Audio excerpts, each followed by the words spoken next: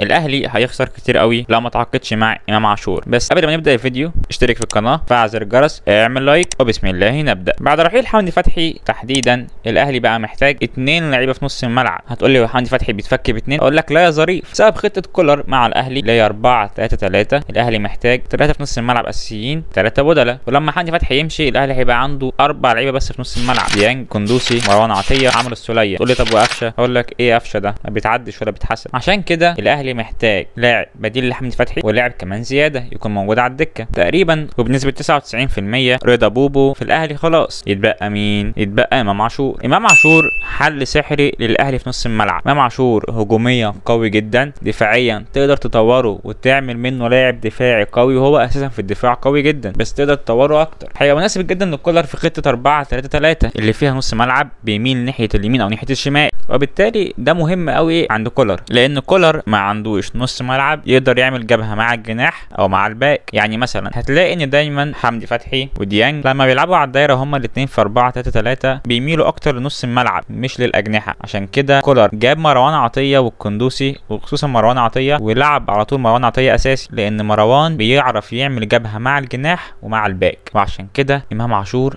هيبقى ممتاز للاهلي لانه اساسا كان جناح، وبالتالي هيقدر يعمل جبهه مع الباك ومع الجناح في خطه 4-3-3، سواء هيلعب نص ملعب ناحيه اليمين او نص ملعب ناحيه الشمال. بس كده يعني؟ اقول لك لا طبعا. امام عاشور صغير جدا في السن، تقدر تشكله زي ما انت عايز. يعني تقدر ترجع امام عاشور جناح وتخليه يتالق في المركز ده، تقدر تثبته كنص ملعب وتخليه برضه يتالق في المركز ده. اقول لك على حاجه، ممكن تخليه صانع لعب وتخليه يتالق في المركز ده. كولر واحد من المدربين اللي بيعرف يطور من مستوى اللعيبه الفردي جدا. يعني مثلا بيرسي تاو كان ميت، حرفيا كان ميت، وبرضه كولر طوره وخلاه واحد من احسن الجناحات في الدوري المصري، بل احسن الجناحات في افريقيا في الموسم اللي فات. حسين الشحات كان مستواه سيء جدا، وانا في رايي الشخصي لو كان في اي مدير فني غير كولر ماسك الاهلي كان حسين الشحات الاهلي مش هيجدد له ابدا، ولو الاهلي كان هيجدد له كان هيجدد له بمبلغ اقل من ده 100,000 مره. يستحيل كان حسين الشحات ياخد 15 او 14 مليون مع الاهلي لو هو كان ثابت بالمستوى اللي كان بيلعب فيه مع الاهلي في اخر كام موسم. ولو جيت بصيت للاعب تاني مثلا هقول لك محمد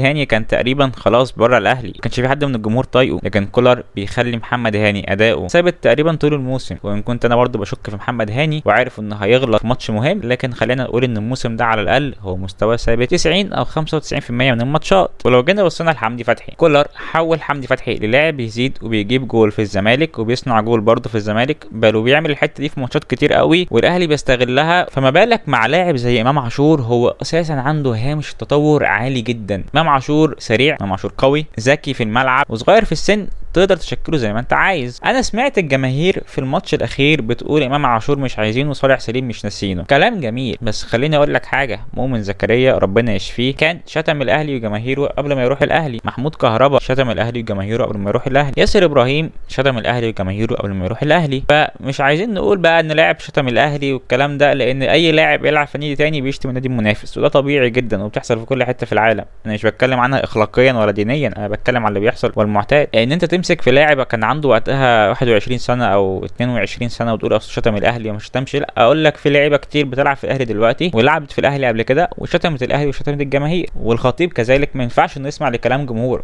معلش ما ينفعش الجمهور هو اللي يحدد مصير نادي. صالح سليم برضه هو اللي قال الاهلي ما بيقدرش من المدرجات، وحسن حمدي شخصيا كان بيعمل كده. الخطيب واحد من الناس اللي دايما بتمشي ورا الجمهور سواء صح او غلط، ده ما ينفعش. انت رئيس نادي مختلف عن الجمهور، الجمهور عنده شويه عصبيه، الجمهور ممكن ما يكونش عنده نظره لقدام. يعني لو كولر فعلا عايز امام عاشور، لا لازم تجيب امام عاشور حتى لو الجمهور مش عايزه. حتى لو الجمهور مش عايزه، يعني لو المصلحه العامه تفيد ان امام عاشور لازم يلعب في الاهلي يبقى لازم تجيب امام عاشور. اصل ما ينفعش تقول لي ان واحد في الجمهور عنده 16 سنه او 17 سنه هيتحكم في مصير النادي، هيتحكم في الجهاز الفني النادي. امام عاشور لو جه الاهلي هيكسب لاعب على الاقل لمده 10 سنين قدام، مش تطور عنده غير طبيعي. الاهلي رايح يجيب لاعب اسمه رضا بوبو، لاعب كويس ومحترم، بس الفكره رضا بوبو ده ما لعبش في انديه جماهيريه، ما تعرفش هيستحمل الضغط ولا لا. زيه زي اي لاعب جه الاهلي وكان نجم زي عمرو بركات، زي احمد الشيخ، زي ميدو جابر، كانوا نجوم، بس لما جم الاهلي ما لعبوش في انديه جماهيريه قبل كده فشلوا، ولا امثله كتير. فانت جايب رضا بوبو، هو لاعب كويس، بس انت مش ضامن ابدا ان رضا بوبو يلعب زي ما كان في فيوتشر. عايز اقول لك حاجه كمان، ان مروان عطيه مثلا نجي ونجح في الاهلي انه كان بيلعب في نادي جماهيري، بيلعب في الاتحاد السكندري. انت قدامك لاعب زي امام عاشور لعب في النادي جماهيري، الولا اساسا صغير في السن، تقدر تطوره. في النهايه انا عايز اقول يا ريت مجلس اداره الاهلي ما يتحججش